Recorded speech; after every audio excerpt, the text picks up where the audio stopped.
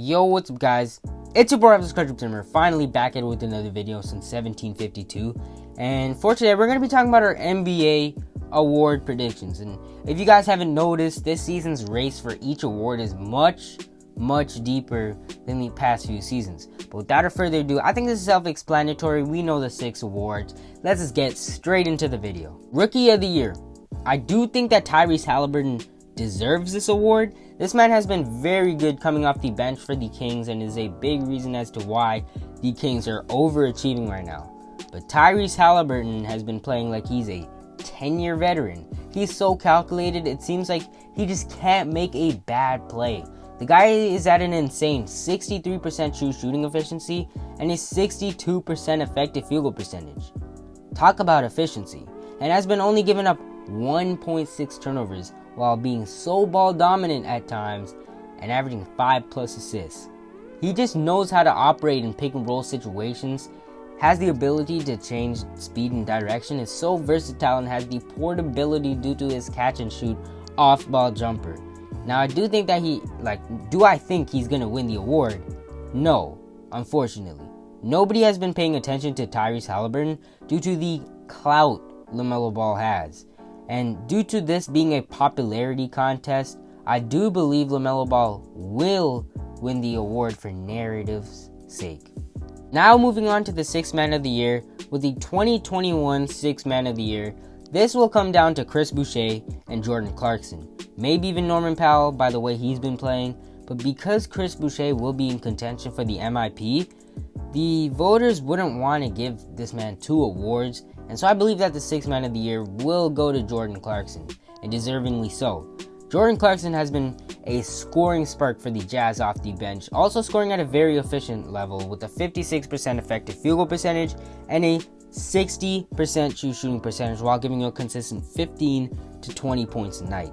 He's been the 2nd leading scorer on a 1st seed and a 4th best offensive team this season. In big moments, he would make tightly contested shots time and time after again for the Jazz down the stretch, and that has won them many games. Without a scoring spark like Jordan Clarkson, since depth is what the Jazz are known for, they'd be struggling to outscore opponents in 2nd and 3rd quarters, causing more losses. So I believe with Jordan Clarkson's value, talent, and production, he will indeed take home the 6th Man of the Year. Speaking of Chris Boucher, I believe that he takes home the 2021 Most Improved Player of the Year. Finally, another Raptor gets another award, hopefully. And with Christian Wood's injury, that may take him out of the conversation, and Jeremy Grant did sort of reinvent his game into being a wing scoring option, but a number 1 option on a bad team. The fact that Chris Boucher has been providing numbers on a deep Raptors team is why he gets this award. He can get you 14 and 7 on an efficient 62% effective field goal percentage. Not true shooting, effective field goal percentage. That, my friends, is 10% higher than average. And a 65% true shooting percentage, which is also 10% higher than average. And is also 1% below Steph, the quote-unquote most efficient scorer ever, Steph Curry. It's insane. The Raptors have been struggling to protect the rim and operate in pick and roll situations with the bigs, but Boucher has been the one not making this problem as big as it really could be. And without a guy like Chris Boucher, who knows if the Raptors are even a top 6 seed in the East. But it's not just the fact that Chris Boucher has gained more minutes and opportunity. He has clearly been more dominant than previous seasons in terms of using his body more to operate under the basket or box out and get boards. Even adding a consistent perimeter jumper, with Nick Nurse utilizing his 5-out offense so much, Boucher's production drastically skyrocketed compared to previous seasons. Coach of the Year. For this award, I have Quinn Snyder and Doc Rivers.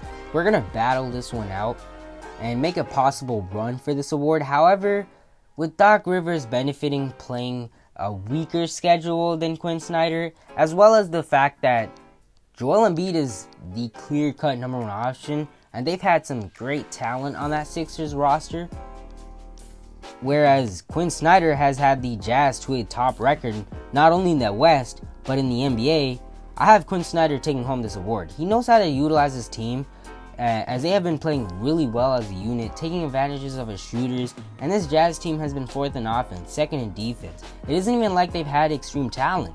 Quinn Snyder has had great schemes on both ends, with Donovan Mitchell and his play style tend to being high ISO and high usage. He knows how to cut that down, having D. Mitch play off the ball, having a pick and roll offense with off-ball shooters like Bojan Bogdanovic, as well as Joe Ingles, making some great cuts and going through open screens, and also a lot of ball movement, even utilizing Donovan Mitchell off the ball with about 63% of his threes assisted. And this is why they have been a top offensive team, because of the ball movement, the unit that they've been. If one guy doesn't have a good game, then the other guy steps up.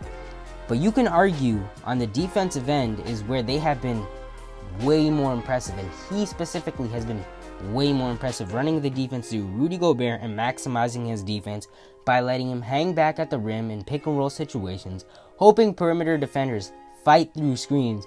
And the worst you can give up is the least efficient shot in the NBA, the long mid-range jumper. And the Utah Jazz have been running a lot of zone defense, basically, which shuts down the paint with Rudy Gobert and even some elite perimeter defenders. Teams really can't operate or get open looks. And yeah, Quinn Snyder has been taking the best advantages of his players and his team's strengths, better than anyone, and this is why he's going to win Coach of the Year in my opinion. Defensive Player of the Year, this is the second last award. Rudy Gobert, in my opinion, will win his 3rd Defensive Player of the Year. And okay, another Utah Jazz winning this award, I get it. But hear me out. With this team being a 67 or 66 win pace at this very moment, and with the success they've had this regular season, this team is definitely going to have 3 regular season award winners in my opinion, as it's not even like this 66 or 65 win team has a LeBron James, James Harden, or a Steph Curry on their roster. The best they have is either Rudy Gobert and Donovan Mitchell, who are both not top 15 players. And Rudy Gobert has definitely been the most disrespected big at this point. To me, the Jazz amazing defense comes down to 30% Quinn Snyder, 10% the perimeter defense, and 60% Rudy Gobert. Rudy Gobert's rim protection alone makes him a Defensive Player of the Year, and has improved his perimeter defense, taking advantage of his length and hands, and improved footwork, not biting into too many fakes or crossovers. His presence under the basket alone is what causes opposing teams to not drive as much and being forced to operate on the perimeter. Not only that, but he can get you 2 to 3 blocks consistently. But he knows how to intercept lanes, prevent lobs, and uses length, height, and size, and amazing defensive positioning and balance to even prevent shot attempts under the basket. Also, directing teammates and being the leading force of their defensive system is a big cause to their success. To me, Rudy Gobert is more valuable than Donovan Mitchell. Not better, but definitely more valuable. And a lot of that comes to his defensive value. Last but not least, we have the biggest and most awaited award, the MVP. There are people who have 7 or 8 different points of views. And with this MVP race being so deep, you have the Jokic's, the LeBrons, the KD's, the Lukas, the Dames, the Giannis's. But I have Steph Curry taking home his 3rd MVP in his career. I don't know if the Mavs are even going to make the playoffs. KD hasn't even been healthy throughout, and playing with Harden and Kyrie definitely does not help the MVP award in the narrative's sake. LeBron can take off without AD, but I don't know if he's going to be putting up outstanding numbers or win as much now without AD. And also AD, when he comes back, also having the Achilles, and the Bucks not winning and voter fatigue takes out Giannis. Kawhi Leonard does not play back-to-back and never really takes a regular season seriously. Embiid, with this team having a tougher schedule from here on out, really makes me say this award comes down to Dame, Curry, and Jokic. All 3 of these players have a case, but I say Curry sustains this level of greatness and production for the rest of this season due to his offensive impact and producing at a damn near 2016 Steph Curry level, giving you a consistent 36-5 on an efficient 66% true shooting and a 61% effective field goal percentage. Also stepping up down the stretch, coming back from many deficits as well, probably being the clutch or second most clutch performer this season, whether you want to argue guys like KD, LeBron, Jokic, for example. But even then, when he's on the floor, this Warriors team looks like a contender. The offense is flowing. Of course, he's creating for many others through doubles. They understand their direction in the offense. They play with a lot of ball movement, getting open, in rhythm jumpers. But as soon as Curry is off the floor, they really don't know how to run through in the offense. And teams just lock them down easily. The Warriors are very dependent on Steph Curry, who comes back from the injury with fresh legs and fully motivated, is arguably having a career year. And even though they have been 17-14 at the time of this recording, you also have to consider the injuries that they've had, and guys like Wiseman, Kevin Looney, etc. returning soon. As well as their tough schedule thus far, holding back the record, they will only start winning from here on out. And as chemistry improves well with this team, the narratives, numbers, winning, value being the usual criteria, Steph Curry checks off basically all of those boxes. So I don't see why he won't win MVP. That's going to do it for today's video. MVP will go to Steph Curry. Defensive Player of the Year will go to Rudy Gobert. Coach of the Year will go to Quinn Snyder. Sixth Man of the Year will go to Jordan Clarkson. MIP will go to Chris Boucher. Rookie of the Year will go to LaMelo Ball, even though Tyrese Halliburton deserves it.